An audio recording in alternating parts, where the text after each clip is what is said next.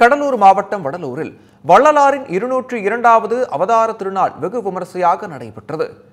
சிதம்பரம் அடுத்த மருதூர் கிராமத்தில் பிறந்த வள்ளலார் வடலூரில் சத்திய தர்மசாலை, சத்திய ஞான சபை, சன்மார்க்க சங்கம் உள்ளிட்டவற்றை நிறுவி பொதுமக்களுக்கு ஒழுக்கத்தையும் சன்மார்க்கத்தையும் போதித்தார். இந்நிலையில் அவரது 202வது பிறந்த அவதார தினத்தையொட்டி மேட்டுக்குப்பம் பகுதியில் சன்மார்க்க கொடியேற்றப்பட்டு அன்னதானம் வழங்கப்பட்டது. விழாவில் அமைச்சர் சேகர்பாபு உள்ளிட்டோர் கலந்து கொண்டனர்.